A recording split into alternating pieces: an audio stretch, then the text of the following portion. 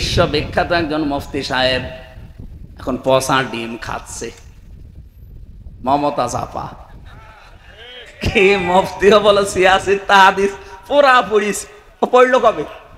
আন্দাজে। কোরআন শরীফের এমন কোন বাংলা তাফসির নেই যা আমি পড়িনি। এ কি গো, আজকে কে যেন লিখেছে দেখলাম যে তাজমহল দেখার জন্য আর ভারতে যাওয়া লাগবে না, ওই যে শাহজাহান আর মমতাজ দুইজনই আছে এক জায়গায়। শাহজাহান সাহেব আছে 4 নাম্বার আর মমতাজ আছে 2 নাম্বারে, পাশাপাশি। তো তাজমহল দেখতে আপনি কি করতে ভারতে যাবেন? গাজীপুরের কাশেমপুরে যান, দুইজনকে এক জায়গায় পেয়ে যাবেন। আল্লাহ পাক বলেন ওয়ালি করলে উম্মাতিন জাআলনা মানসাকান, এ পৃথিবীতে আমি প্রত্যেকটি উম্মতের জন্য কোরবানির বিধানটা দিয়েছিলাম। লিয়াযকুরু ইসমাল্লাহি আলা মা রাযাকাহুম মিন বাহিমাতিল আনআম, তারা যেন চতুষ্পদ জন্তু জানোয়ার জবাই করার সময় অন্তত আমি আল্লাহর নামটা স্মরণ করে। এটা বাংলা অর্থ ছিল। এবার আসেন তো আয়াতের ব্যাখ্যায় যাচ্ছে। অলিকুল্লি উম্মাতিন, দুনিয়াতে যত উম্মত আল্লাহ পাঠিয়েছেন সে আদম নবী থেকে আরম্ভ করে মাংসাকান, প্রত্যেকের জন্যই কোরবানি ছিল। এখানে নুসুক শব্দের শাব্দিক অর্থ আমি পেয়েছি 3টা। 1 নম্বরে নুসুক মানে কোরবানি করা, যেটা পশুর গলায় ছুরি দেয়।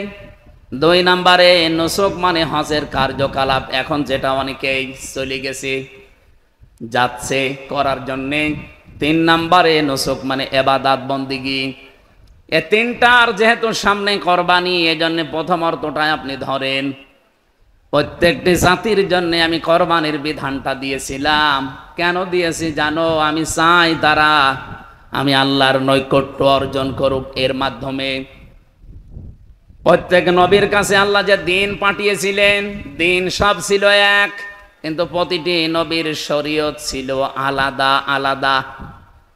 আপনি আদম নবী থেকে শুরু করে আমাদের নবী পর্যন্ত মিলাবেন, প্রতিটি নবীর কালেমা কিন্তু এক ছিল, লা ইলাহা ইল্লাল্লাহ। এই দিনটা সবার কাছে এক ছিল, কিন্তু প্রত্যেকের কাছে শরীয়তের বিধান এক ছিল না, এক একজনের কাছে এক এক রকম ছিল। হযরতে আদম নবীর কাছে যে কোরবানি ছিল ওটা আমাদের মতো না। ওই জামানার কোরবানির নিয়ম ছিল তারা চাটিয়াল ময়দানে জবাই করে রেখে আসতো পশু, এরকম একটা ফাঁকা জায়গায় রেখে দিত, আগুনের ঝলক এসে ওটা পুড়িয়ে ফেলতো। যার টাকা হালাল, যার জীবন পবিত্র, আর যার টাকা হালাল না, পবিত্র না, ওটা ওই জায়গায় পড়ে থাকতো। মানুষজন জানতো যে এই লোকটা ঠিক নেই। আমার মাঝে মাঝে আয়াতটা পড়লে মনে হয় এই শরীয়ত যদি এখন বাংলাদেশে থাকতো, কত হাসি যে দেশে ধরা খেত আল্লাহ ভালো জান। চাটিয়াল ময়দানে হয়তো রেখে আসতো ঈদের দিন, অথবা জিলহজ মাসের 10, 11, 12 তারিখে। ওই দিন রেখে আসার পরে ওর যেহেতু বৈধ কর্মজীবন ছিল না, ওর জীবনও পবিত্র ছিল না, ওইভাবেই পড়ে থাকতো। এলাকায় প্রচার হয়ে যেত আমির হামজা দেখতে এরকম হলে হবে কি, ও আসলে 2 নাম্বার। এ শরীয়ত আল্লাহ আমাদেরকে দেয়নি। কোরআন জানিয়েছে ওয়াতলু আলাইহিম নাবা বনাই আদামা বিল হক ইয ক্বাররাবা কুরবানান ফাতুকবিলা মিন আহাদিহিমা ইলা আখির আয়া। সূরা মায়েদার 26 নাম্বার 27 নাম্বার আয়াতে আছে, হে নবী আপনি তেলাওয়াত করে করে আপনার উম্মতদেরকে আদম নবীর 2 সন্তানের কাহিনীটা যথাযথভাবে শোনাবেন। হাজার হাজার বছর আগের কথা, কেন আমাদেরকে নবীজিকে তেলাওয়াত করে আল্লাহ শোনাতে বললেন? এখানে প্রথম শব্দের দিকে খেয়াল করলে দেখবেন আল্লাহ কিন্তু তেলাওয়াত শব্দটা দিয়েছেন ওয়াতলো। পড়া কোরআন শরীফের ভেতরে কোরআন পড়ার ব্যাপারে আমি 3টা শব্দ পেয়েছিলাম, করাআ, রতালা, তালাওয়া। এই 3টার ভেতরে তেলাওয়াত শব্দের ব্যাখ্যা করতে গিয়ে আমি 4টা জিনিস পেয়েছি। কেউ যদি সত্যি তেলাওয়াত করতে চায় তাকে 4টা শর্ত মাস্ট বি মানায় লাগবে। এর দলিল পাবেন সূরা বাকারা প্রথম নাম্বার পারা 18 নাম্বার পৃষ্ঠার 4 নাম্বার লাইনের 121 নাম্বার আয়াতে আছে, ইয়াতলুনাহু হাক্কা তিলাওয়াতি, যদি তেলাওয়াত কেউ করে তারা যেন হক আদায় করে তেলাওয়াত করে। এই হক আদায় করে তেলাওয়াতের ভেতরে 4টা বিষয় আপনি পাবেন। 1 নম্বরে তেলাওয়াত শব্দের ভেতরে আছে শুদ্ধতা, অরাতিলিল কোরআনা তারতিলা, আমার কোরআন পড়তে হলে যেমন তেমন পড়লে হবে না, তার তিলের সাথে। কিভাবে? থেমে থেমে স্পষ্টভাবে শুদ্ধ করে পড়া লাগবে, এটা হক কোরআনের। 2 নম্বরে কোরআনের হক হচ্ছে শুধু পড়লেই হবে না, আপনাকে এটা বোঝা লাগবে। আফালা ইয়াতাদাব্বারুনাল কোরআন ইলা আখিরি আয়া, কি হয়েছে তোমাদের, কেন কোরআন বোঝো না, কেন এটা নিয়ে চিন্তা ভাবনা আসে না? ওয়ালাকাদ ইয়াসসারনাল কোরআনা লিযিকরি ফাহাল মিন মুদ্দাকির, আমি কোরআনকে অবশ্যই সহজ করে দিয়েছি উপদেশ নেওয়ার জন্যে, কেউ আসো কি এমন উপদেশ নিতে পারো? এই আয়াতটা আল্লাহ কোরআনে 1 সূরায় 4 জায়গায় দিয়েছেন। পুরা সূরাটার তাফসীর পড়ে দেখেছি আল্লাহ 4টা জাতির কথা আগে উল্লেখ করেছেন। ওই 4টা বড় বড় জাতির কথা আল্লাহ উল্লেখ করার পরে আয়াতগুলো দিয়েছেন। সূরা কমারের ভেতরে আছে, আমার মূল উদ্দেশ্য এটা না। আমার মূল উদ্দেশ্য হচ্ছে তেলাওয়াত করতে হলে যেভাবে শুদ্ধ করে পড়েন ঠিক আপনাকে বোঝার চেষ্টা চালাতে হবে। 3 নম্বরে শুধু বুঝলেই হবে না, যতটুকু বুঝেছেন তার উপরে নিজের প্র্যাকটিক্যাল লাইফ সেট করা লাগবে। কি কথা বলছেন না? শুধু নিজে মানবেন তাও হবে না, 4 নাম্বার শর্তটাই আসল। শুধু নিজে শুদ্ধ করে পড়বেন, নিজে বুঝবেন, নিজে মেনে চলবেন না, এটা যেন মেনে চলতে পারে সেই ব্যবস্থা করা লাগবে। আল্লামা দেলাওয়ার হোসাইন সাইদি রহমতুল্লাহ আলাইহি যতদিন কোরআন পড়েছিলেন এদেশে তার শত্রু ছিল না? না না, ছিল না। কে বলেছে আপনাকে? যতদিন অনেক কোরআন শুদ্ধ করে পড়তেন শত্রু তার ছিল না। যতদিন বুঝেছেন শত্রু ছিল না। যতদিন তিনি কম বেশি মেনে চলেছেন ব্যক্তিগত জীবনে, পারিবারিক জীবনে ঝামেলা হয়নি। কিন্তু যখনই বলেছে 4 নাম্বার শর্ত, আমি এটা মানুষকে মানাতে চাই, ব্যক্তি থেকে রাষ্ট্র পর্যন্ত আমি মানাতে চাই, তখনই অনেকের কাছে শত্রু হয়ে গেছে। এদেশে আমি যতদিন পর্যন্ত কোরআন পড়বো, বসবো, মানবো, আমার কোনো সমস্যা নেই। হেফাজতে ইসলামের আল্লামা আহমেদ শফি রহমতুল্লাহ আলাইহি যতদিন কোরআন পড়েছিলেন কেউ শত্রুতা করতো না। যতদিন বুঝেছিলেন সমস্যা ছিল না। যতদিন মানুষকে বুঝিয়েছিলেন সমস্যা ছিল না। কিন্তু যখনই বলেছে না এ কোরআনে যা আছে এর বিরুদ্ধে আমি এদেশে কাউকে চলতে দেব না, কোরআনের বিরুদ্ধে আছে, নবীকে গালি দেওয়া যাবে? বলেন। উনি যে এই ফতোয়াটা দিলেন যে না, যারা নবীকে অপমান করবে তাদের ফাঁসি দেওয়া লাগবে, তখনই তাকে নাম দিয়েছে তেতুল হুজুর। ওনার নাম কি তেতুল হুজুর? ঠিক এইভাবেই নাম পরিবর্তন করে অনেক জালেমরা এই দেশকে উল্টা পাল্টা করেছে। আপনি আল্লামা সাইদির নাম তারা পাল্টিয়ে দিয়েছে দেল্লো শিকদার। শহীদ আব্দুল কাদের মোল্লা রহমতুল্লাহ আলাইহি তার নামই পাল্টিয়ে দিয়েছে কসাই কাদের। আমি কয়েকদিন আগেও ফরিদপুরের সদরপুরে গিয়েছিলাম, ওনার নাম হচ্ছে আব্দুল কাদির। আপনি কেন সেই নামটা পাল্টিয়ে কসাই কাদির দিয়ে দিলেন? আপনি দেখেন বহু মানুষের নাম এভাবে দেশে পরিবর্তন অলরেডি হয়ে গেছে। এমনকি ইহুদিদের, আমি বাইরের দেশে যখন ছিলাম, এই যে কিছুদিন আগে সিঙ্গাপুরে, মালয়েশিয়া, থাইল্যান্ডে, এই দেশগুলোতে বেড়ানোর সময় ট্রেনে বাসে যখন যেতাম, জিজ্ঞাসা করে যে আপনার নাম কি? নাম বললে আমি বুঝে ফেলেছি যেটা ইহুদি হবে। যেই বলে আপনার নবীর নাম কি? বলে জোসেফ। জোসেফ মানে মুসা আলাইহিস সালাম। আমরা যাকে মুসা নবী বলে ডাকি ওরা জোসেফ বলে।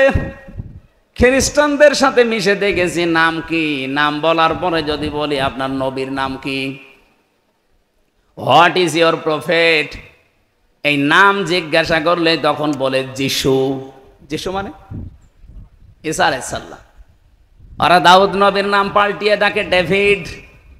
আমাদের জাতির পিতা যিনি হযরত ইব্রাহিম, আল্লাহ যার নাম দিয়েছেন মিল্লাতা আবিকুম ইব্রাহিম, তার নামও শয়তানরা পাল্টিয়ে বলে আব্রাহাম। এই যে নাম পাল্টানোর পরিবর্তন করার হিড়িক এটা ইহুদিরা আর খ্রিস্টানরা বানিয়েছে। আর বাংলাদেশে 15.5 বছরে দেখলাম কিছু মুসলমানেরা এই কাজ হাতে নিয়েছিল।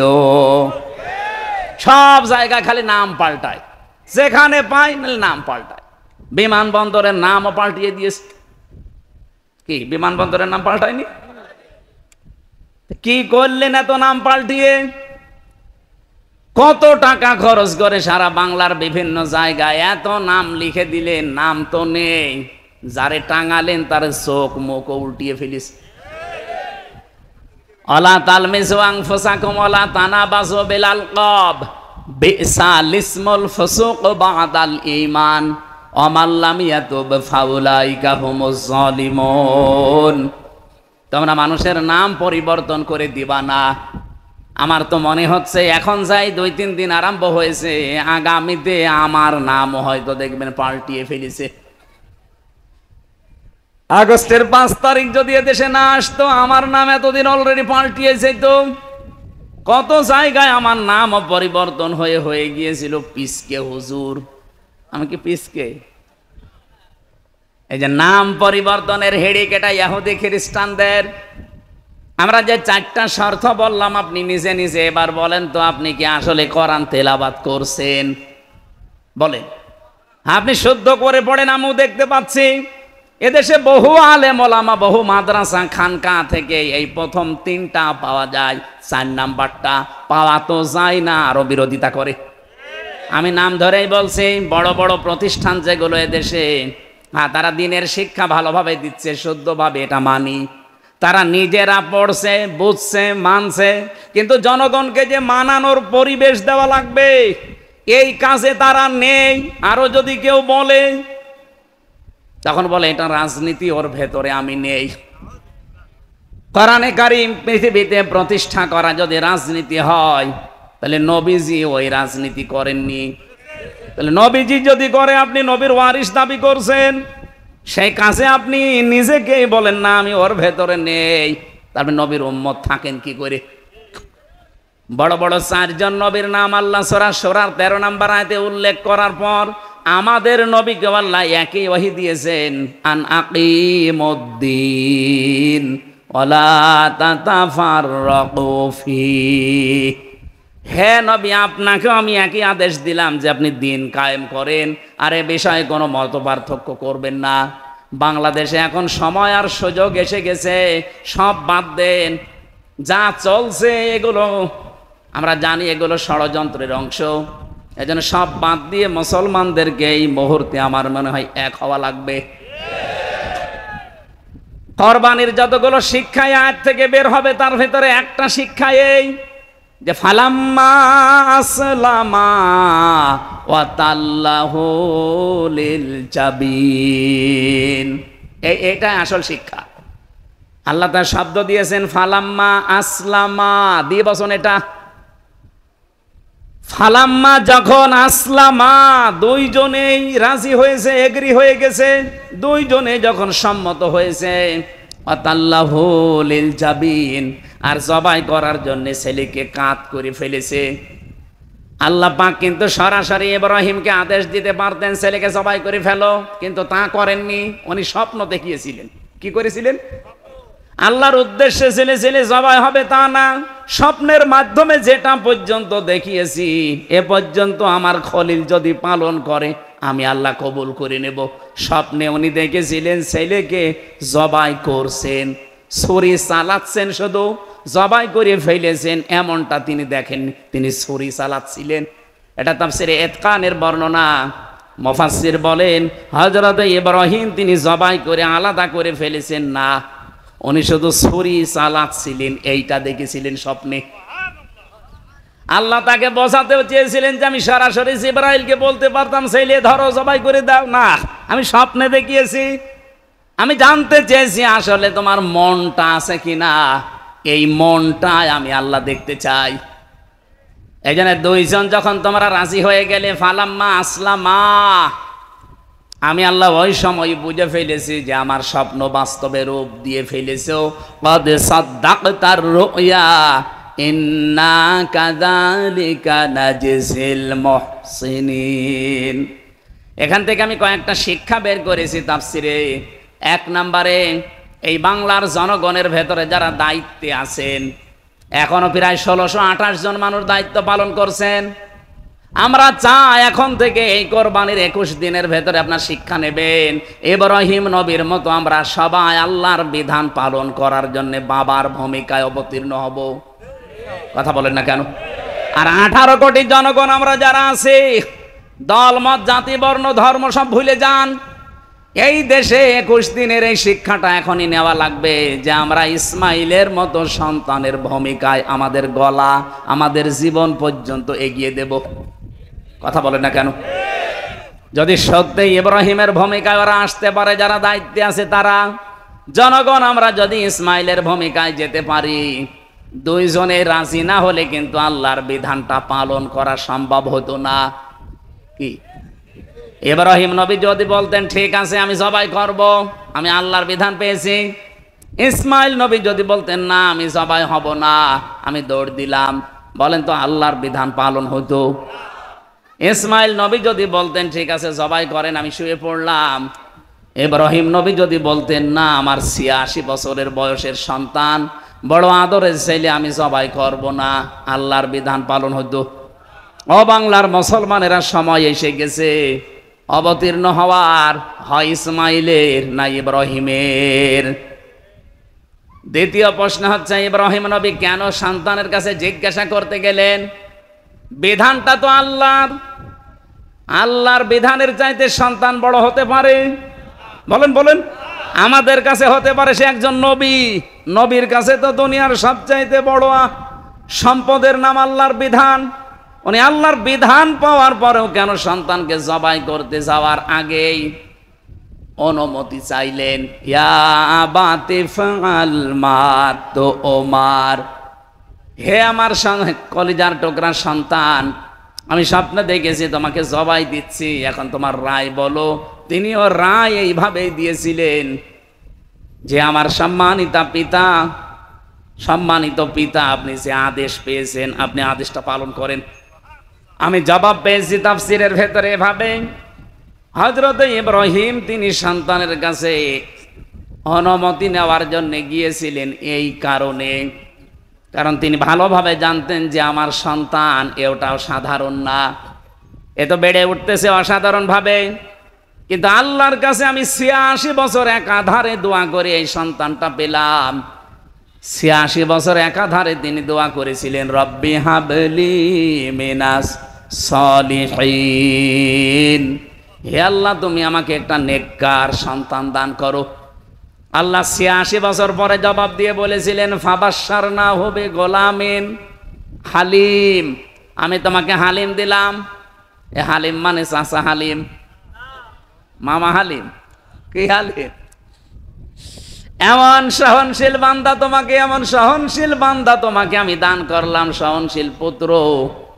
হযরত ইব্রাহিম এইটার জন্যই তিনি অনুমতি চেয়েছিলেন সন্তানের কাছে যে কেমন হালিম আমি পেয়েছি দেখি, ওকে আসলে সহনশীল, আসলে ধৈর্যশীল কিনা। অনুমতি চাওয়ার সঙ্গে সঙ্গে জবাব দিয়েছেন দেখেছেন, তিনি বলতে পারতেন সাতাজিনুনি ইনশাআল্লাহু মিনাস সাবির, আমি একমাত্র ধৈর্যশীল, আপনি আমাকেই পাবেন না, সাবিরিন বহু বচন দিয়েছেন। এখানে দুইটা অর্থ বের হয়।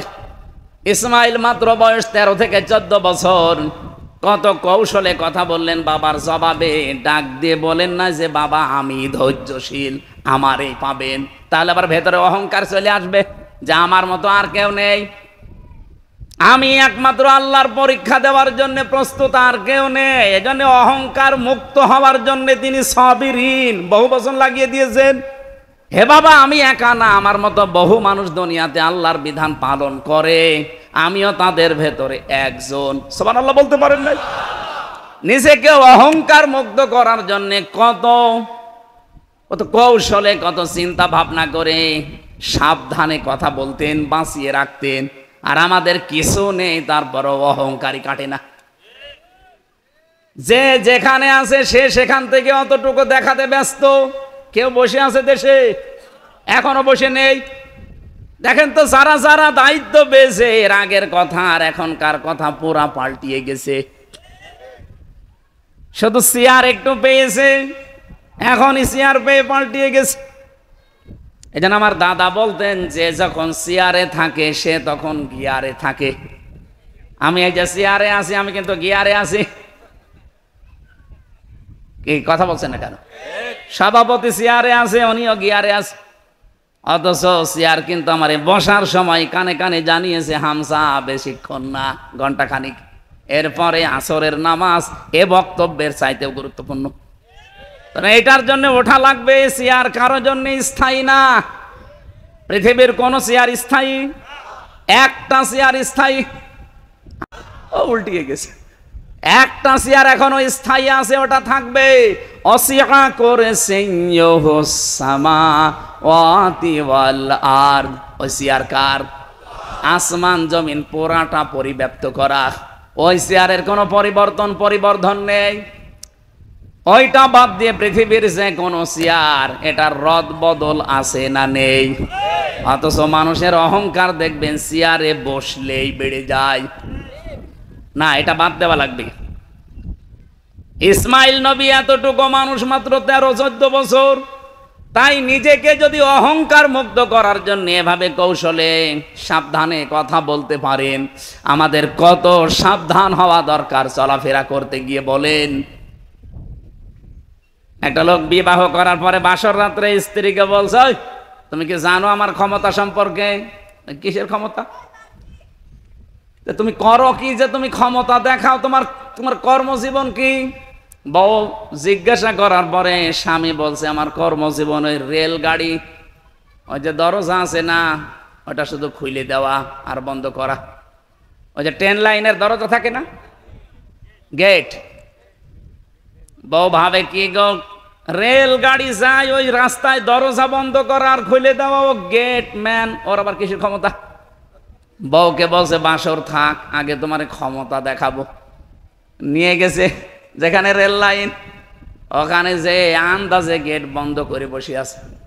রেলগাড়ি আসে না, ভ্যান রিক্সা গাড়ি যা যায় ওই রাস্তায় সব মনে করছে গাড়ি আসতেছে, বন্ধ হয়ে গেছে। বউর হাত ধরে বলছে, দেখো এটা আমার ক্ষমতা। গাড়ি আসে না, অথচ শুধু গেট বন্ধ করে দিলাম, সব বন্ধ। বউ চিন্তা করছে, যা ক্ষমতা তো আছে। রেলগাড়ি আসে না, এমনিতে গাড়ি সবই দাঁড় করিয়ে ফেলেছে। কিছুক্ষণ পরে দেখে ট্রেন আসতেছে, এবার তো থামানো লাগবে। এবার লাল কাপড় উড়িয়েছে, ট্রেন থেমে গেছে। স্ত্রীকে বলে, দেখো তুমি যে দাম দিচ্ছিলে না, দেখলে এ ট্রেন তো একবারে থামবে সে কালীগঞ্জে, এই মাঠের ভেতরে আমি থামিয়ে ফেললাম, এটা আমার ক্ষমতা। স্ত্রী মনে মনে ভাবছে, আল্লাহ তুমি কার ঘরে পাঠালে, এ তো ক্ষমতা করে বাসে না। কিছুক্ষণ পরে ট্রেনের ড্রাইভার নেমে এসে বলছে, এখানে কোনো বিপদ না, রেল লাইন কাটা? না স্যার। গাড়ি থামাইলে? বলছে, আমার এই বউ বিশ্বাস করছিল না আমার ক্ষমতা আছে, ওরে দেখালাম। ট্রেনের ড্রাইভার ট্রেনে গানের নিচে 2 চড় দিয়েছে। দেখা বেয়াদব, গুরুত্বপূর্ণ লোক ট্রেনে আছে, জায়গায় যাবে, আর তুমি বউ খুশি করার জন্য ইয়ার কি মারো। ট্রেন নিয়ে গেছে চলে, আর বউ ডাক দিয়ে বলছে, ওগো তুমি গেট বন্ধ করে দিলে, গাড়ি ঘোড়া সব থেমে যায়, বুঝলাম।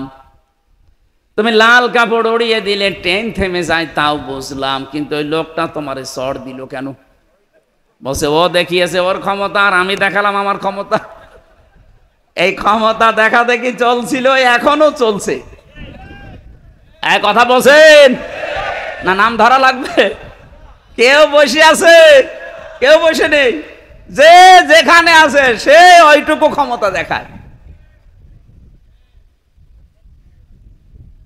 মাগরাবাসী, আমি যে কথা বোঝাতে চাচ্ছিলাম, আল্লাহ তেলাওয়াত শব্দটা দিয়ে যেটা আমাদেরকে মেন করেছিলেন, আমরা যদি সত্যি ওইভাবে বুঝতে পারতাম। অতলু আলাইহিম নাবা আবনাই আদামা বিল হক। হে নবী, আপনি আদম নবীর কাহিনীটা, এই যে নাবা শব্দটা আছে মাঝখানে, নাবা শব্দের বাংলা অর্থ সংবাদ। নাবা মানে কি? ইংরেজিতে বলা হয় নিউজ। আপনি দেখেন নিউজ লিখতে 4টা অক্ষর লাগে, NEWS। আমি মিলিয়েছিলাম, এন দিয়ে আমার আল্লাহ জানাতে চেয়েছেন নর্থ, ই দিয়ে ইস্ট, এরপরে ডাব্লু দিয়ে ওয়েস্ট, এরপরে এস দিয়ে সাউথ। তার মানে চারিদিকের যত খবর আমার আল্লাহ সব নবীদেরকে দিয়ে দুনিয়ায় পাঠিয়েছিলেন। বিশ্ব নবীকে আল্লাহ জানিয়ে দিয়েছেন, জানাতে চেয়েছেন যে আপনিও তো একজন নবী। নবী মানে সংবাদ বাহক। দুনিয়ায় যত রকমের সংবাদ আছে আমি আপনাকে মাধ্যমে পাঠালাম, দুনিয়ায় যান আর আপনার উম্মতদেরকে এই নাবাটা, এই নিউজটা, এই সংবাদটা শোনাবেন। যেমন তেমন ভাবে না, তেলাওয়াত করে করে। তেলাওয়াতের কর্তা অর্থ বললাম, বলেন বলেন। এই জন্য এইভাবে তেলাওয়াত করে আপনি শোনাবেন, হক আদায় করে, বিল হাক্কি। আরে নাবা দিলে অর্থ হয়ে যেত, বিল হাক্কি দেওয়ার দরকার কি? এটা তাফসিরে ইবনে কাসিরে আছে, আল্লাহ পাক জানিয়েছেন যথাযথভাবে আদমের কাহিনীটা শোনাতে বললাম এই জন্যে, কারণ এরকম কাহিনী যুগে যুগে ঘটবে। ইয ক্বাররাবা কুরবানান ফাতুকবিলা মিন আহাদিহিমা, তারা যখন পেশ করেছে তাদের কোরবানিটা, ওই যে নিয়ম বললাম চাটিয়াল ময়দানে, একজনেরটা কবুল হয়েছে আর একজনেরটা হয়নি। যারটা হয়নি সে তো অন্তত একটু ফিরে আসার চেষ্টা করবে না? আল্লাহ পাক বলেন লা আকাতুলান্নাকা, লামে তাকিদ নুনে সাকিলা। ও গ্যারান্টি দিচ্ছে এই কাবিল নামে এই ভাইটা, ডাক দিয়ে বলেছে হাবিল আমারটাও রাখলাম তোরটাও রাখলাম, আমারটা কবুল হয়নি পড়ে আছে, তোরটা আগুনের ঝলক এসে পড়িয়েছে, আমি তোরে বাঁচতে দেব না, তোরে হত্যা করব। আমার মনে হয় হাজার হাজার বছর পর বাংলাদেশে ঠিক এখন এইটাই চলছে। এই 54 বছরের ভেতরে যারা মানুষের মন পায়নি, যাদের চরিত্র ঠিক নেই, এই মানুষগুলোর এখন মানুষের কাছে দাম নেই, মানুষ বুঝে ফেলেছে। অথচ 54 বছরে যাদের ভেতরে চরিত্র খারাপ হয়নি, মারিং কাটির অভ্যাস নেই, চুরির অভ্যাস নেই, নেশার অভ্যাস নেই, টাকা পাচারের কোনো বদনাম নেই, জাতির মানুষ এখন অলরেডি বুঝে ফেলেছে যে এই মানুষগুলোই আসল দেশপ্রেমিক জনগণের মানুষ। তো ওই মানুষগুলো এখন কাবিলের চরিত্রে অলরেডি চলে গেছে। ওরা কাবিল নামক হাবিল নামক মানুষকে আর বাঁচতেই দিতে চায় না। বিভিন্ন কায়দায় তারা আঘাত করছে কাবিলের মতো। এক কথা বলছে না কেন? কাবিল যেমন বলেছিল ক্বালা লা আকাতুলান্নাকা, আমি তোকে অবশ্যই মেরে ফেলবো, আমারটা হইল না কেন? ঠিক এখন এই দেশে অনেকে আমাদের তাই বলছে, আপনার এত ভালো হওয়ার দরকার কি? এক কথা বলছেন না কেন? আপনি তাকান, ওরা ঠিক এই কায়দায় কাবিলের কথা বলছে, কাবিলের রূপ ধরেছে। নাই তো আপনি 71 কোন কারণে টেনে এনে আমার শোনাবেন? আমি কি 71-এ জন্ম নিয়েছি? বলেন। 71 সালে তো আমার বাবা জন্ম হালকা পাতলা নিয়েছে, আর আমার এখন 33। আমার বাবা আমার খুব বেশি হলো নাই, 20-21 বছরের বড় হবে। কত হয় স্যার? 51।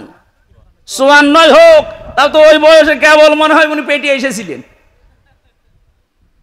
আপনি কেন 71 টান দিলেন? কেন 52 টান দেবেন? কেন 47 টান দেবেন? 24 টান দিতে পারেন না? আপনি যদি আমাদের কিছু শোনাতেই জানতে 24 শোনান, কারণ এর সাথে আমরা সম্পৃক্ত, এর সাথে আমরা পরিচিত। 71-এর সাথে আমাদের পরিচয় নেই, কারণ ওই সময় আমরা দুনিয়ায় আসি নাই। এমনকি যে লোকটা উপদেষ্টার চেয়ারে বসে কথাগুলো বলে, আমার মনে হয় 71 সালে ওর জন্ম হয়নি। আপনি এগুলো তোলেন কেন? আপনি যতই বলবেন এ জাতি কিন্তু এখন আর ওই আগস্টের 5 তারিখের আগে নেই, এখন অলরেডি মে মাসের 15 তারিখ চলছে। সব বুঝে ফেলেছে। কাবিল ওই সময় বলেছিল আমি তোকে বাঁচতে দেব না, মেরেই ফেলবো, কারণ তোর কারণেই মনে হয় আমারটা কবুল হয়নি, তোদের কারণে দেশের লোক আমাদের আসল চরিত্র জেনে ফেলছে। আপনি মেলান, খাপের খাপ মিলে যাচ্ছে না? যা করেছিল হাবিল আর কাবিল, এখনো এই যুগে ঠিক হাবিল কাবিল আছে না? কিন্তু হাবিল যেটা জবাব দিয়েছিল, বাংলাদেশে আমরা যারা সত্যি একামতে দিনের কর্মী, আমাদেরও জবাব ওইটাই। ক্বালা ইন্নামা ইয়াতাকাব্বালুল্লাহু মিনাল মুত্তাকিন। হে ভাই কাবিল, আপনি যতই আমাকে মেরে ফেলার হুমকি দেন, আমাকে মেরেও ফেলতে পারেন, কিন্তু শুনে রাখেন ইন্নামা, ইন্নার পরে যদি মা আসে, বাংলা অর্থ দাঁড়ায় একমাত্র, কেবলমাত্র, শুধুমাত্র, সুতরাং না, কি হবেই হবে, এরকম বাংলা অর্থ পেয়েছি আমি অনেকগুলো। আপনি শুধু ইন্না দিলেও অর্থ হয়ে যেত, মা দিয়ে নির্দিষ্ট করে দিলেন। হাবিল ডাক দিয়ে বলেছে, ভাই শুনে রাখেন, অবশ্যই একমাত্র, শুধুমাত্র, কেবলমাত্র মুত্তাকি যারা, তাদেরটাই আল্লাহ কবুল করছে এবং করবে। কব্বালুল্লাহ বলতে পারতেন, ইয়াতাকাব্বালু লাগিয়ে দিলেন মোজারে, বর্তমান, ভবিষ্যৎ, প্রেজেন্ট, ফিউচার। মাগুরাবাসী এখান থেকে কোরবানির শিক্ষা এই, যদি কোরবান সামনে আপনি কবুল করাতে চান আল্লাহর দরবারে, মাস্ট বি আপনাকে মুত্তাকি হওয়া লাগবে, তাছাড়া কোরবানি সামনে কবুল হচ্ছে না, হবেও না। যেহেতু এখন আমরা কোরবানিতে আছি, সুতরাং আজকে এই দেশে যারা দিন কায়েমের জন্য আমরা চেষ্টা চালাই নবীদের মতো, আমাদের একই কথা এখন সারা দেশের মানুষের জন্যে, যারা আমাদেরকে আদর্শের ওপরে দোষ দিতে চান, আমাদের চরিত্রের ওপরে দোষ দিতে চান। আমি নিজে দেখেছিলাম 15.5 বছর ওরা আলেমদের ওপরে কত রকমের দোষ বানিয়ে বানিয়ে দিয়েছে। রিমান্ডে আমারে 10 দিনের, মনে হয় 10 দিনই একাধারে আল্লামা সাইদির সাথে যুবতী মেয়েদের কণ্ঠস্বরকে মানে এমন এমন কথা জুড়ে দিয়েছে যেগুলো স্বামী স্ত্রীও বলে না, এরকম অশ্লীল কথাবার্তারা জুড়ে দিলে অফিসারগুলো আমার বলছে, এই দেখেন আপনার বড় হুজুর কি বলছে। ওরা এত এক্সপার্ট, আপনার যদি বিশ্বাস না হয় যারা প্রশাসনে আছে আপনি একটু জিজ্ঞাসা করেন, যদি ওরা ওই দায়িত্বে থেকে থাকে। ওরা আল্লামা সাইদির সাথে যুবতী মেয়েদের কণ্ঠকে অশ্লীল কথাবার্তারা, আমি বললাম যেগুলো স্বামী স্ত্রীও বলে না, এরকম নিকৃষ্ট কথা 15-20 মিনিট একাধারে এই কথাগুলো রেকর্ড করেছি। কিভাবে কণ্ঠটা লাগিয়েছে আমি জানি না, ওরা পারি। আমারটা আজকে 2 দিন দেখছি। ওই যে কবে এক ওয়াজ করেছিলাম সে মৌলভী বাজারে রাশমিকারে নিয়ে, সেটা এখন এডিট করে আমার ছবির সাথে লাগিয়ে বলছে এইটা হুজুরের প্রেমিকা। কি যন্ত্রণা আছে! ওরা যখন আদর্শ দিয়ে পারে না, চরিত্র দিয়ে পারে না, তখন আমাদের চরিত্রকে কালার করার জন্য লাইম বাসাত্তা ইলাইয়া ইয়াদাকা লিতাকতুলানি মা না বিবাসিতি ইয়াদি ইলাইকা লিয়াকতুলাক ইন্নী আখাফুল্লাহ রাব্বাল আলামিন। হাবিল ডাক দিয়ে বলেছে, ভাই আপনারটা তো কবুল হবে না, কারণ আপনার চরিত্রই তো ওইরকম না। আপনার ভেতরে আল্লাহর ভয় আছে, আপনার ভেতরে চরিত্রের কিছু আছে যে আপনারটা কবুল হবে। আপনার তো মারিং কাটিং করা টাকা, চাঁদাবাজির টাকা, আপনারটা কবুল হবে কি করে? আপনি আমারটা দেখে হিংসায় জ্বলে পুড়ে মরেন, আপনি আমার মতো হতে পারেন না। আপনার কর্মজীবন ঠিক করেন, চরিত্র ঠিক করেন, আপনার সবই তো উলট পালট। আর আপনি আমার উপরে রাগ করে এখন বলছেন যে তোরে আমি রাখবো না, আল্লাহ আকতুলান নাকা, তোরেই কতল করে ফেলবো। কি করবেন কতল করে? আমারে কতল করলে আমি শহীদ হয়ে যাব, আর আপনি হবেন খুনি। বলেন বলেন। আজ যারা এই নেশায় মেতেছেন, এমনকি লাশের রাজনীতি আপনি করছেন এখন। আপনি দেখেন না ঢাকা ভার্সিটির এই ছেলেটারে নিজেরা মেরে এখন অন্যের ওপরে দোষ চাপিয়ে দিয়ে কালার করার চেষ্টা ছিল। কিন্তু আল্লাহ পাক বলেন, কোন মানুষ যদি দুর্বিসন্ধি করে, তাকওয়াবান মানুষদেরকে আমি আল্লাহ সম্মানুনাজ্জিল্লাযীনা তাকাও ওয়া নাযারুজ যালিমিনা ফিহা জিসিয়া। বলেন আল্লাহু আকবার। আমি যে কথা বিশ্বাস করি কোরআন থেকে, যদি সত্যি আমরা তাকওয়া অবলম্বন করতে পারি, মাস্ট বি আমাদের কোনো চিন্তা, কোনো মনোভাব, মন ভাঙার কোনো কারণ নেই, ভয় পাওয়া, টেনশন করার কোনো কারণ নেই। আমাদের সব কিছু আল্লাহ দেখবে ইনশাআল্লাহ। এখন আমাদেরকে হাবিলের ভূমিকায় যাওয়া লাগবে, খুব কৌশলে, খুব সাবধানে সামনের পথগুলো চলা লাগবে ভাই। কারণ যা হচ্ছে সামনে আপনি টের পাচ্ছেন না, গভীর ষড়যন্ত্র আরম্ভ হয়েছে এই নিষিদ্ধ হওয়ার পর থেকে। এতদিন মায়ের পেটের ভাই যারা ছিলাম তাদের ভেতরে এখন ডিভাইডেড তৈরি করে দিয়েছে এই শয়তানরা। এই কথা বলেন না কেন? এই জন্য ওরা যা করছে করুক, যা করছে ওদের পেছনে অবশ্যই রাঘব বোয়ালরা আছে। আর কিছু মানুষ না বুঝে আবেগে তাদেরকে সাপোর্ট করছে। কিন্তু আমরা হাবিলের ভূমিকায় যেতে চাই, কাবিলের মতো উদ্যত দেখাতে চাই না। কারণ কাবিল ছিল খুনি। কাবিল কি? এই জন্য কিয়ামতের দিনে আয়াতের তাফসিরে পেয়েছি সর্বপ্রথম আল্লাহ বিচার শুরু করবেন এই খুনের বিচার। কিসের বিচার? খুনের বিচার আরম্ভ হবে সর্বপ্রথম। কাবিলকে আল্লাহ ডাক দিয়ে বিচারের কাঠগড়ায় দাঁড় করাবে। আর কাবিলের পথ অনুসরণ করে যারা অবৈধ হতেছেন তারা ওই কাতারে থাকবেন। আমার মনে হয় কিয়ামতে আল্লাহ কাবিলের কাতারে হাসিনাকেও দাঁড় করাবে। কারণ যত মানুষ হতে, এই কথা বলছেন না কেন? আমরা যেন এরকম কোন পথ অবলম্বন না করি ভাই। আমরা কাবিলের ভূমিকায় যাব না হাবিলের? আরো জোরে বলেন। আল্লাহর কথা ছিল যদি একটা শোক কেউ দুনিয়ায়, একটা কষ্ট কেউ ভোগ করে, তার পেছনে, তার সাথে, তার সঙ্গে কমপক্ষে শোক একেবারে লাগিয়ে দিয়েছেন কয়টা? কমপক্ষে নিজে 10টা, উপরে 70টা তো পাবেন। আপনি এবার হিসাব করে বলেন, একটা কষ্টে যদি কমপক্ষে 10টা শোক পাওয়া যায়, 10টা শোকের কথা কোথায় আছে? মাংজা বিল হাসানাতি ফালাহু আশরু আমসালিহা।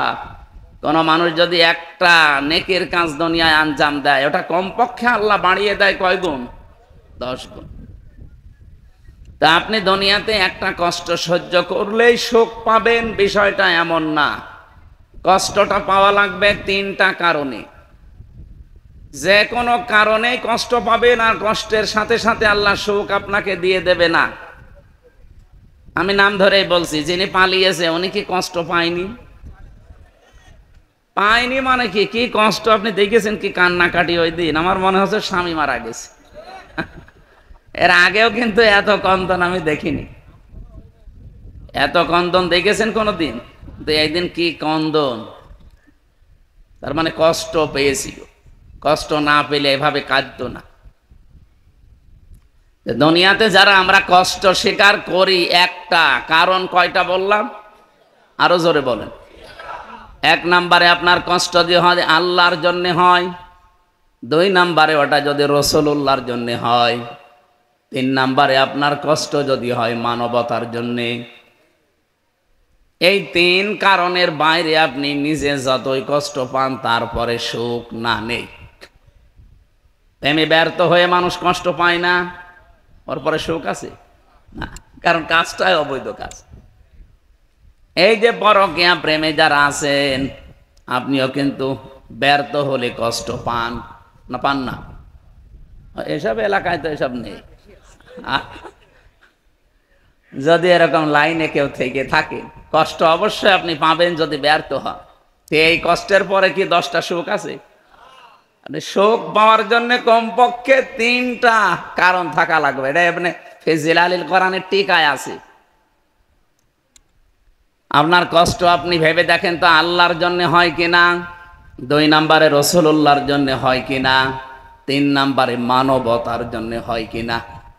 যদি হয়ে থাকে, কোরআন দিয়ে গ্যারান্টি দিচ্ছি মাস্ট বি আপনার পরে।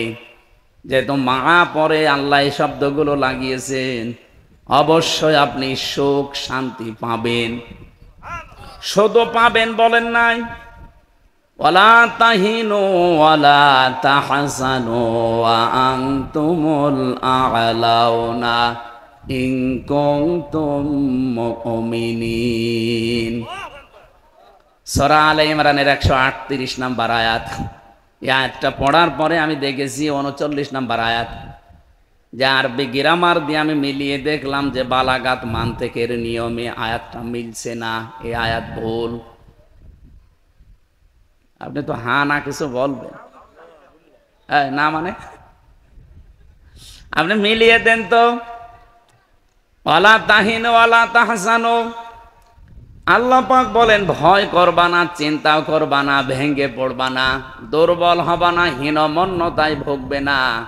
ওয়া আনতুমুল আ'লাউনা, অথচ শব্দ হওয়া দরকার ওয়া আনতুম আ'লাউনা। মাঝখানে আলিফ লাম দিলে তো গ্রামারে মিলছে না।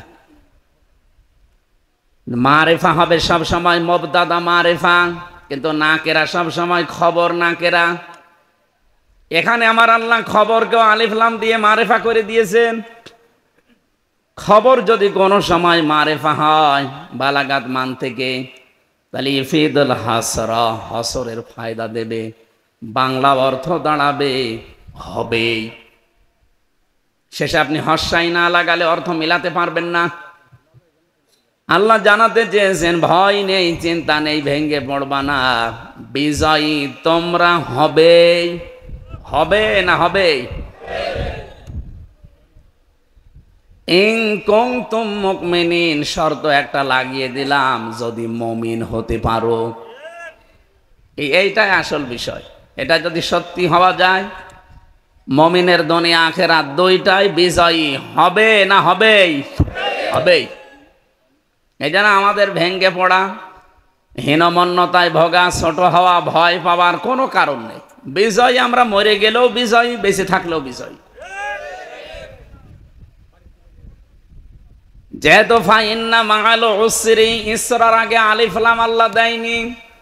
এটা যেমন সহজে বুঝলেন যে একটা কষ্ট যদি কেউ এই তিনটা কারণে সহ্য করে, তার সাথে সাথে আল্লাহ কমপক্ষে 10টা শান্তি সুখ রেডি করে রেখেছে।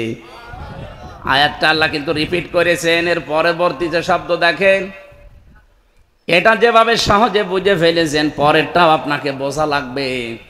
কোন মানুষ যদি দুনিয়াতে একটা শান্তি ভোগ করে, সুখ পায়, আর ওই শান্তি সুখ যদি হয় অবৈধ, এবারও কিন্তু মাআল উসরি ইসরা আছে, এর আগে আবার ইন্না আছে, এবার আর ফা নেই। আল্লাহ গ্যারান্টি দিচ্ছেন, একটা কষ্টে যদি 10টা সুখ পাওয়া যায়, একটা সুখ যদি কেউ ভোগ করে অবৈধভাবে, কমপক্ষে তারে 10টা থেকে 70টা দুঃখ, কষ্ট, অপমান, অকল্যাণ একটার পরে একটা তার সাথে আমি লাগিয়েই রাখবো। আপনি একটু নিজের মন থেকে বলেন তো, অবৈধ সুখ, অবৈধ শান্তি দুনিয়ায় যারা আজ পায়, এই 15.5 বছরে যারা দায়িত্বে ছিল, আপনি নিজের মন থেকে বলবেন এরা কি বৈধভাবে ছিল না অবৈধ? এই যে অবৈধভাবে থাকার কারণে সুখ পায়নি, পাইছে মানে কি? কি সুখে ছিল দেখেছেন? যে বাবা শাহজালাল সব হালাল করে নিয়েছিল, এমনকি টয়লেট পর্যন্ত তাদের দখলে ছিল। আপনি দেখেছিলেন টয়লেটের উপরে পর্যন্ত আমি লেখা দেখেছি বঙ্গবন্ধু টয়লেট। তা আর কি বাকি থাকে? বাস্তবতায় আমি মেলালাম আল্লাহ, দুনিয়াতে যদি কেউ একটা সুখ অবৈধভাবে ভোগ করে থাকে, তার কপালে যেহেতু 70টা দুঃখ, অশান্তি একেবারে লাগানো আছে। এই জন্য 15.5 বছরে যারা অবৈধভাবে সুখ পেয়েছেন, শান্তি পেয়েছেন, মাস্ট বি আপনি লিখে নিতে পারেন। এখানে একটু বেশি হয়ে যাচ্ছে, এখানে আর আনবেন না। মানুষগুলো একটু শুনতে দেন, আপনারা গল্প করলে শুনবে ওরা? যারা অবৈধ সুখ পেয়েছে, যদি একটা সুখ পায়, একটা সুখের জন্য দুঃখ পাওয়া লাগবে কয়টা? আর উপরে গেলে এবার বলেন তো, 15 বছরে শেখ হাসিনা যদি 50টাও সুখ পায় না পায়নি? পাইছে মানে কি? আপনাকে নাম ধরে ধরে বলা লাগবে যে ওই দিন সুখ পেয়েছে। এই দেশে যেই দিন ইসলামের কোনো ক্ষতি হয়, ইসলাম পন্থীদের কোনো সমস্যা দেখা দেয়, ওই দিনে উনি সুখ পেয়েছে, আনন্দ করেছে। এখন ওই সুখটা কি বৈধ ছিল না অবৈধ? আর এক একটা অবৈধ সুখ ভোগ করলে 70টা জীবনে যদি অশান্তি পাওয়া লাগে, 15 বছরে যদি 50টা সুখও ভোগ করে থাকে, এখন দুঃখ, কষ্ট, অপমান, অপদস্থ, অকল্যাণ তারে ভোগ করা লাগবে কমপক্ষে 3500। মানে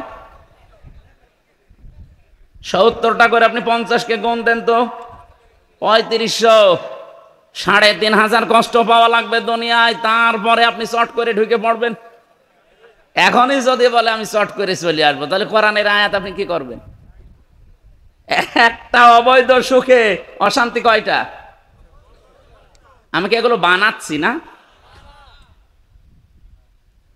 এই জন্য যারা আশায় আছেন এ গুড়ে বালি, ভাই যতই আশা করেন না কেন এ গুড়ে বালি। কারণ এ কোরআনের আয়াত একেবারে শিরোধার্য, জীবনও মিথ্যা হবে না। যারা অবৈধ সুখ ভোগ করেছেন, একটা ৭০টা কষ্ট আপনাকে আল্লাহ দেবেই, শুধু দেবে না, শশে হর্ষাই আছে। আমি অবৈধ ক্ষমতার কথা বললাম এই জন্য, আমি নিজে একজন ভিকটিম। আমার ৩৩ বছর এখন বয়স। ১৮ বছর থেকে যদি আমি ভোট দেওয়া আরম্ভ করতাম, ৩ বার ভোট দিতে পারতাম। ১৮ থেকে কত হয়? ৩ বারে হলে ৩৩ বছরই হয়ে যায়। ১৮ আর ১৫ কত? একেবারে খাপের খাপ মিলে যাচ্ছে না। আমার নিজেরটা আমি বললাম, আপনারটা আপনি হিসাব করেন। এই ৩ বারে যেহেতু আমি ভোট দিতে পারি নাই, সুতরাং যারা দায়িত্বে ছিল সব অবৈধ। এই অবৈধ সুখ ভোগ করে যদি এই দুঃখ এখন ভোগ করা লাগে, দেখেন তো যে বিশ্ববিখ্যাত একজন মুফতি সাহেব এখন পচা ডিম খাচ্ছে, মমতাজ আপা। কি মুফতিও বলে সিয়াসি তাহাদিস পুরা পড়িস, পড়লো কবে? আন্দাজে। কোরআন শরীফের এমন কোন বাংলা তাফসির নেই যা আমি পড়িনি। এ কি গো, আজকে কে যেন লিখেছে দেখলাম যে তাজমহল দেখার জন্য আর ভারতে যাওয়া লাগবে না। ওই যে শাহজাহান আর মমতাজ দুইজনই আছে এক জায়গায়।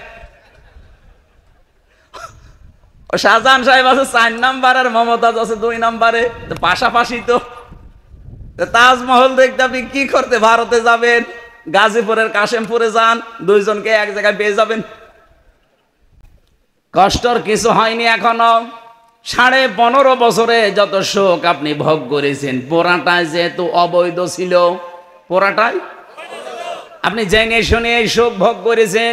আপনি জানতেন যে নির্বাচন হয় না, যে আপনাদের এই জেলার একজন শেখর নাকি যেন নাম, ও জানতো যে ১৫ বছর দেশে নির্বাচন নেই, এরপরও গলা আগিয়ে বলছে আমার এই দিন। এমপি হয়েছিলেন একবার। আপনি কি করতে এই অবৈধ সুখ ভোগ করতে গেলেন? এ পাশের জেলারও একজন, উনি তো ভালোই ছিল, এ অবৈধ সুখ ভোগ করতে গিয়ে এখন বাড়িটাও হারিয়েছে নড়াইলের। আপনাদের জেলার ওইটাও ভালোই তো চলছিল, হঠাৎ করে বলছে না আমিও এই অবৈধ সুখের ভাগিদার হতে চাই, গলা বাড়িয়েছে, মারা খেয়েছে। কথা বলছে না কেন? যাই হোক, আগামীতে কেউ যেন এরকম অবৈধ সুখ এই দেশে আর ভোগ করতে না পারে, এই জন্য আমরা এত সচেতন। কিন্তু কিছু মানুষ বলছে না আমরা ওইভাবে আবার চাই। কেন? আপনি কি, আপনাকে আমি ওইভাবে আবার কষ্টে ফেলবো? ওরা যেভাবে কষ্টে আছে আপনাকে আমি ওইভাবে কষ্ট দিতে পারি না, এই জন্যই তো আমরা এত কিছু করছি। এবার যারা আসবে বৈধভাবে আসা লাগবে। আপনি কি রাগ করলেন? যে হাদিসটা পড়েছিলাম, হযরতে আবু যার রাদিয়াল্লাহু তাআলা আনহু থেকে বর্ণিত, বিশ্বনবী জানিয়েছেন মানিদ্দাআ মা লাইসা লাহু ফালাইসা মিন্না। কোন ব্যক্তি যদি এমন জিনিসের দাবি করে যেই জিনিস তার না, এদিকে তাকান, কোন ব্যক্তি যদি এমন জিনিসের দাবি করে যে জিনিস তার না, জোর করে ওটা নিজের দখলে রাখে, যতদিন পর্যন্ত ওটা দখল করে রাখবে, প্রথম শব্দ ফালাইসা মিন্না। আমি যে ১৯টা অর্থ বলেছিলাম, ফা এর একটা অর্থে আছে, ১৩ নম্বর কায়দা, এটা বালাগাত মান থেকে পাবেন। উপরে বর্ণিত কোন কথা যদি কেউ দুনিয়ায় মেনে চলে, পরের যে শাস্তি মাস্ট বি তার উপরে হবেই। এই জন্যে মানিদ্দাআ মা লাইসা লাহু দেওয়ার পরে লাইসা দিলেও হয়ে যেত, ফালাইসা দিয়েছেন। তার মানে আপনি যদি কারো জিনিস দখল করে রাখেন, আপনার প্রথম শাস্তি, আপনি ওই দিন থেকে আর নবীর উম্মত নেই। খালি একজন বলল, আপনি টের পাচ্ছেন আমি কি বললাম? কোন ব্যক্তি যদি এমন জিনিসের দাবি করে যে জিনিস তার না, তার প্রথম শাস্তি এইটা, ওই দিন থেকে আমি নবীর উম্মত আর সে রইল না, আমার দল থেকে বের হয়ে গেল। 2 নম্বরটা আরো কঠিন, ওয়ালিয়াতা বাওয়া মাকআদাহু মিনান নার, সে যেন জাহান্নামে নিজের একটা স্থান তৈরি করে নিল। এই দুইটার পরেরটা নাই বাদ দিলাম, এখন প্রথমটা বলেন তো। আগস্টের 5 তারিখের পরে বাংলাদেশে বহু মানুষ যে জিনিস যার না সে কিন্তু দখল করে নিজের আয়ত্তে নিয়ে নিয়েছে। এ জেলায় মনে হয় শুরু হয়নি, এখনো চলছে। গতকালকেও বাগেরহাটে একজন নাকি ছেলের আকিকা দেবে ছাগল নিয়ে বাজারে কিনে বাড়ি আসতেছে। কিছু লোক বলেছে চাঁদা দেন নাইতে আকিকা বন্ধ। ও ছাগলকে আপনার, সে আকিকা দেবে, আপনি ওই জায়গায় চাঁদার ভাগ বসান। তাহলে হাদিসের কথা ছিল যেই জিনিস যার না ওইটা যদি সে নিজের দখলে নিয়ে নেয়, ও নবীর উম্মত আর থাকে না। এই দেশে বহু মানুষ অলরেডি নবীর উম্মত থেকে খারিজ হয়ে গেছে। যে জিনিসের মালিক আপনি না, ওইটা যদি জোর করে নিজের দখলে রাখেন, প্রথম শাস্তি আপনার, ওই দিন থেকে আপনি আর নবীর দলভুক্ত কেউ না। বলেন নাউজুবিল্লাহ। সুতরাং আমরা আহ্বান জানাবো, এই দেশে যারা এরকম চরিত্র অর্জন করেছেন তারা ওই মাল, ওই সম্পদ যা নিয়েছেন এটা ফেরত দিয়ে দেবেন। কি এটা কি আমার নিজের জন্য বলছি? সবার জন্য। যেখানে যা যেটা নিয়েছেন যদি মনে করেন যে না এটার মালিক আমি না, ওটা ফেরত দেওয়াই লাগবে। নয়তো আপনি মরে গেলে, আপনি যে নবীর উম্মতই নেই, আপনার জন্য আমি বিসমিল্লাহি ওয়া আলা মিল্লাতি রাসূলিল্লাহ মিথ্যা কথাটা বলা ঠিক হবে? যে আল্লাহর নামে রসুলের দলে দিয়ে গেলাম, আপনি তো রসুলের দলেই নেই। 2 নাম্বারটা তো যেহেতু আরো কঠিন, ওয়ালিয়াতা বাওয়া মাকআদাহু মিনান নার, সে যেন জাহান্নামে নিজের একটা স্থান তৈরি করে নিল। আরেকবার বলেন নাউজুবিল্লাহি মিন যালিক। এই জন্য আমরা অবৈধ কোনো শোক আর সামনে পেতে চাই না, এই শোক কাউকে দিতেও চাই না। যারা আসবেন শোকে শান্তিতে থাকার জন্য, সুখে শান্তিতে বৈধভাবে যাবেন, আর আমরাও বৈধভাবে দিতে চাই।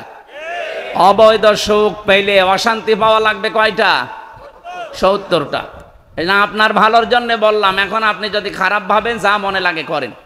কিন্তু আমরা এই দেশে যতদিন বেঁচে আছি, কোনোদিন কাউকে এই দেশে আর আমার মনে হয় অবৈধ সুখ শান্তি ভোগ করতে আমরা দেব না। আমরা নিজেরা করবও না, কাউকে দেবও না। কারণ অন্যায় করা আর অন্যায় সহ্য করা দুইটাই সমান অপরাধ। কি কথা বলেন না কেন?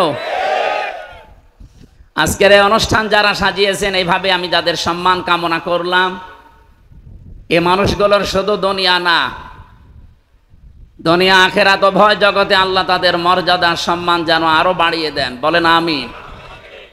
এই হাদিসের টিকার ভেতরে একটা কথা আছে, আমি আলেমদেরকে বলছি, এটা একটু ভালো করে দেখবেন। যে মুসলিম শরীফের 61 নাম্বার হাদিস, টিকাতে লিখেছে কোন সম্পদ, কোন জিনিস আপনারই ছিল কিন্তু ওটা হাতছাড়া হয়ে গিয়েছিল, বেদখল হয়েছিল, ওটা যদি আপনি আবার ফেরত পান তাহলে এই হাদিসের যে শাস্তি, সেই শাস্তির আওতা মুক্ত থাকবেন আপনি। কিছু বুঝেছেন না? কিছুই বোঝেন। আপনার একটা জিনিস ছিল, ওটা হাতছাড়া হয়েছে, চুরি হয়ে গেছে, ডাকাতি হয়ে গেছে, অথবা কেউ দখল করে রেখেছিল, ওটা যদি এখন আপনি ফেরত পেয়ে যান, এই হাদিসের যে দুইটা শাস্তি, এই শাস্তির আওতা মুক্ত থাকবেন। এই যে ইসলামী ব্যাংক হাতছাড়া হয়ে গিয়েছিল যাদের কাছ থেকে, তারা আবার ফেরত পেয়েছে। কথা বললেন না কেন? কিন্তু কিছু মানুষ দেখছে বলছে না এইটাও ছিনতাই হয়ে গেছে। আপনি এরকম মিথ্যা কথা বলেন কি করে? ইসলামী ব্যাংকে আপনাদের, আপনার বাবার, যাদেরটা তারা ফেরত পেয়েছে। এতদিন হাতছাড়া হয়ে গিয়েছিল, জোর জবরদস্তি করে দখল করে নিয়েছিল, ওইটা আবার ফেরত পেয়েছে। তাও তো পুরাটা পায়নি, ৭৫,০০০ কোটি টাকা ওরা খেয়েছে, ওই টাকাটাও ফেরত চাই। কথা বলুন। সুতরাং যে যা নিয়েছেন ওইটা ফেরত দেওয়া লাগবে। আমি আমার এই 3 বছরের কারাগারে ৩৫ লাখ টাকা, ৩২ লাখ টাকা ওরা নিয়েছে আমার বাবার কাছ থেকে। এই টাকাটা কি ওদের? বলেন। এখন যারা নিয়েছে আমরা ফেরত চাই। আমার রিমান্ডে যারা দায়িত্বে ছিল সবাই এই টাকার ভাগ পেয়েছে। আমার মামলার আয়ু কয়েকদিন আগে আমারে কল দিয়ে বলছে, হুজুর মাফ করে দিয়েন। আমি মাফ তো করে দেবো, সে টাকা ফেরত দেন। আমি তো মাফ করার জন্য বসে আছি, কিন্তু টাকা না ফেরত দিলে আমি মাফ করবো কি দিয়ে? এভাবে যারা এই 15 বছরে যা কিছু হারিয়েছেন, হাত ছাড়া হয়েছে, ওটা যদি আবার ফেরত পান, আপনার গোনা নেই। আমার কথার অর্থ না বুঝে থাকলে ঠিক বলার দরকার নেই, আর বুঝে থাকলে বলেন ঠিক। আমরা চাই। এই তো কয়েকদিন হয়ে গেল বগুড়ায়, এটা তো মাগুরা, ওটা বগুড়া, তারেক জিয়া সাহেবের গ্রামে ছিলাম এই আগস্টের 5 তারিখের আগে, মে মাসে। আমি কেবল স্টেজে উঠেছি আর পুলিশ, হয়তো পুলিশ বসে আছে, এমন তাড়া দিয়েছে আমারে, 2 কিলোমিটার আমারে শুধু দৌড়িয়েছে মাঠের ভেতর দিয়ে, ধরতে পারিনি। শেষে গাড়িটা ছিল, গাড়িটা আটক করে থানায় নিয়ে গেল। খবর দিল যে টাকা দেওয়া লাগবে 1.5 লাখ। কেন? এমনি দেওয়া লাগবে। আমরা যে দৌড়ালাম, আপনি আমারে কষ্ট দিলেন, আবার আমার কাছে টাকা নেবেন? আমারে তো আর পাইনি, ওই যে ড্রাইভার আর দ্বিতীয় বক্তা যে ছিল, তারে বিভিন্ন কায়দায় জোগাড় করে 1,13,000 টাকা দিয়েছিল। টাকাটা নিয়ে গাড়িটা ছেড়ে দিয়েছে। এই আগস্টের 5 তারিখের পর তো পট পরিবর্তন হয়ে ওনার নামে বিভাগীয় মামলা হয়েছে, ওসির নামে। ওরা ট্রান্সফার করে দিয়েছে শুনলাম সেই টেকনাফে। আমি সিরাজগঞ্জের গোল চত্বরে সেদিন বসে আছি, দেখে উনি এসেছে, এখন দাড়ি মাড়ি রেখে হুজুর হয়ে গেছে। এসে আমারে বলছো, হুজুর আসসালামু আলাইকুম, কে আপনি? বলছে, আমি সে ওসি আবুল কালাম আজাদ। আরে ভাই, আপনারই খুঁজছি, এইদিকে আসে। কি এখানে কি? বলছে, হুজুর মাফ চাওয়ার জন্য আসলাম। মাফ করে দেবো, আগে টাকা দেন। টাকা না দিলে কোনো মাফ নেই, কারণ ওই টাকা আপনার না, ওই টাকা আমার। আপনি অবৈধভাবে নিয়েছেন, টাকা আমারে ফেরত দিয়ে দেন, নাই তো আপনাকেও আমি বাঁচাতে চাই। কারণ যে জিনিস আপনার না, ওইটা আপনার দখলে থাকলে আপনি নবীর উম্মত না। কথা বলেন। আর আপনি মরে গেলে আমি জানাজা পড়ালে হবে না, কারণ আপনি তো নবীর উম্মতই নেই। আমি জানাজা পড়ি করবো কি? আপনাকেও বাঁচাতে চাই, টাকাগুলো ফেরত দিয়ে দেন, মাফ করে দেব, তখন আপনার জানাজা ঠিক আছে। আমাদের টাকা নেই, আমি এমনি ঝামেলায় আছি। ঝামেলায় থাকলে হবে না ভাই, টাকা দেওয়াই লাগবে। 7 দিন সময় দিলাম, 1 লাখ টাকা ফেরত দিয়েছে। 13,000। হুজুর এটা মাফ করাই লাগবে না। ঠিক আছে, যান।